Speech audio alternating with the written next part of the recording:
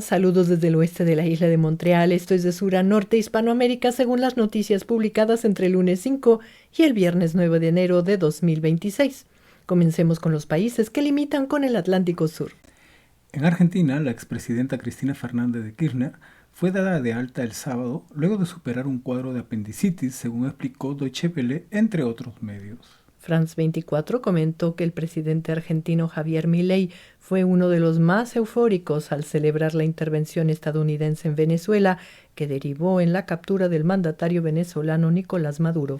La agencia Xinhua destacó que el expresidente argentino Alberto Fernández repudió la acción militar de Estados Unidos en Venezuela y France 24 agregó que el peronista Axel Kicillof, gobernador de la provincia de Buenos Aires y principal voz de la oposición, dijo que el ataque es una grave violación de los principios elementales del derecho internacional, altera la estabilidad regional y sienta un peligroso precedente. CNN recordó que la semana pasada el presidente argentino Javier Milei dijo que estaba de acuerdo con que Estados Unidos avanzara en Venezuela y habría agregado: si necesitan mi apoyo, lo van a tener.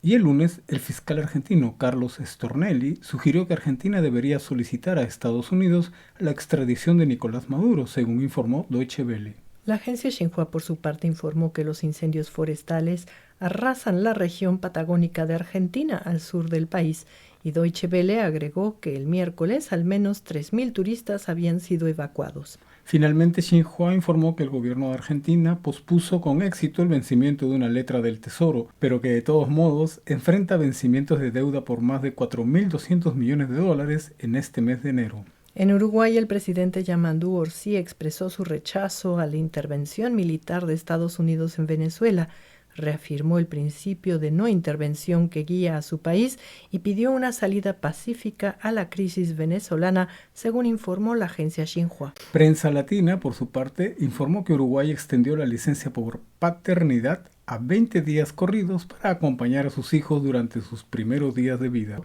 Ahora subamos por los países mediterráneos hasta Bolivia, donde el presidente Rodrigo Paz afirmó que su país está al lado de la democracia y que la salida para Venezuela es respetar el voto, según informó France 24. La agencia Xinhua difundió el rechazo de los expresidentes bolivianos Evo Morales y Luis Arce a la acción militar de Estados Unidos en Venezuela. Y Deutsche Welle informó que el gobierno de Bolivia dispuso medidas de control y restricción migratoria a funcionarios, exfuncionarios y otros actores vinculados al régimen de Venezuela. Infobae, por su parte, resaltó que los expresidentes de Bolivia, Eduardo Rodríguez y Evo Morales, cuestionaron que el presidente Rodrigo Paz pueda ejercer sus funciones desde el extranjero en casos de ausencia temporal, una excusa para no ceder su puesto al vicepresidente Edman Lara, quien se manifestó opuesto a la eliminación de subsidios a los combustibles. Deutsche Welle y la agencia Xinhua también informaron a lo largo de la semana sobre las protestas populares contra la eliminación del subsidio a los combustibles. Ahora recorramos la costa del Pacífico. En Chile, el presidente Gabriel Boric condenó enérgicamente la intervención de Estados Unidos en Venezuela y el presidente electo José Antonio Kast consideró que la captura de Maduro es una gran noticia para la región, según información de France 24. La agencia Xinhua agregó que el presidente chileno advirtió que hoy es Venezuela, mañana podría ser cualquier otro. En el Perú, el presidente interino José Gerí dio la bienvenida a una nueva era en democracia y libertad en Venezuela y anunció que dará facilidades a los migrantes venezolanos para su regreso inmediato sin importar su condición migratoria, según informó France 24. La agencia Xinhua resaltó en la semana que las exportaciones peruanas alcanzaron casi los 80.000 millones de dólares en los primeros 11 meses de 2025, casi un 20% superior al 2024, y que la minería sigue dominando en este rubro. En Ecuador, el presidente Daniel Noboa también celebró la incursión estadounidense en Venezuela, según France 24.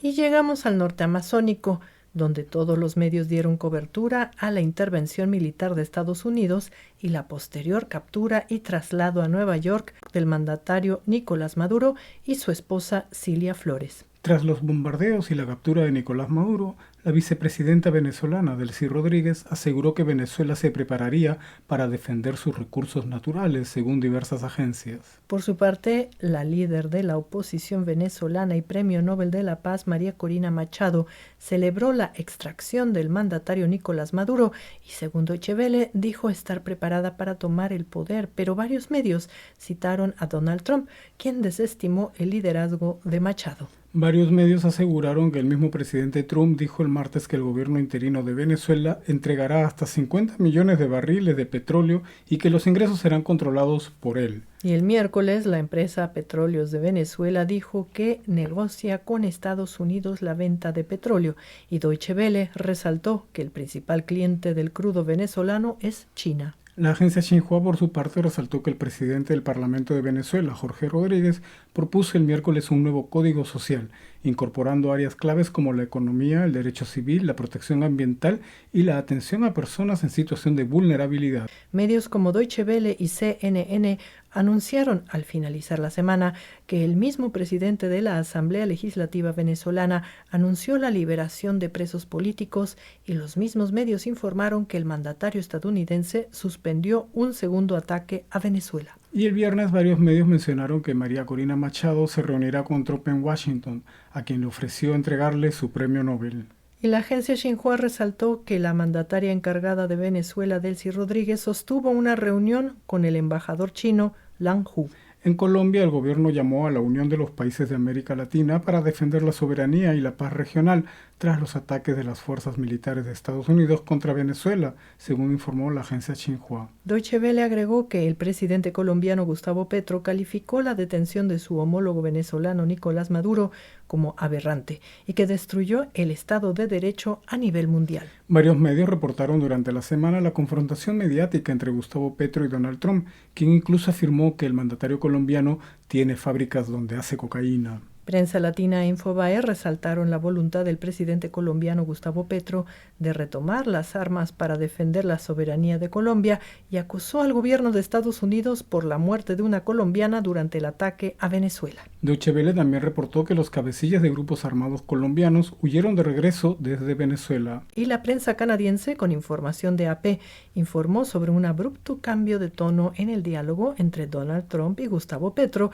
luego de una llamada telefónica, y Deutsche Welle anunció que el mandatario colombiano visitaría Washington próximamente. Al finalizar la semana, Deutsche Welle informó que los presidentes Petro y Trump acordaron realizar acciones conjuntas para golpear a la guerrilla del Ejército de Liberación Nacional. Ahora pasemos por Centroamérica y el Caribe.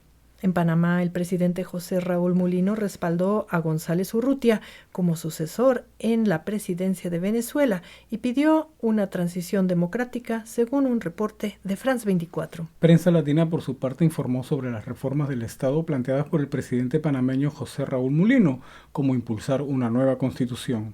En Cuba, el presidente Miguel Díaz-Canel calificó de un acto de terrorismo de Estado inaceptable, brutal y bárbaro el ataque militar de Estados Unidos a Venezuela y la captura del presidente Nicolás Maduro y de su esposa Cilia Flores, según informó la agencia Xinhua. Y el presidente de Estados Unidos, Donald Trump, aseguró que Cuba está a punto de caer debido a que su economía está en la ruina, según informó Deutsche Welle. Deutsche Welle y France 24 también informaron que 32 cubanos fallecieron durante el ataque de las fuerzas estadounidenses que culminó con la captura del gobernante Nicolás Maduro en Venezuela. En Nicaragua, el gobierno condenó el ataque militar de Estados Unidos contra Venezuela, según informó la agencia Xinhua. Prensa Latina, por su parte, informó que el presidente de la Asamblea Nacional de Nicaragua, Gustavo Porras, resaltó los avances del país en diferentes sectores, como la reducción de la pobreza, el crecimiento económico y las mejoras en infraestructura, salud, educación y energía. En Honduras, la presidenta Xiomara Castro condenó la agresión militar de Estados Unidos a Venezuela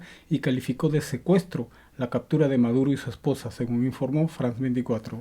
La agencia Xinhua y Deutsche Welle informaron sobre el atentado que sufrió el Parlamento hondureño y que dejó herida a una diputada del Partido Nacional, formación que gobernará el país a partir del 27 de enero próximo.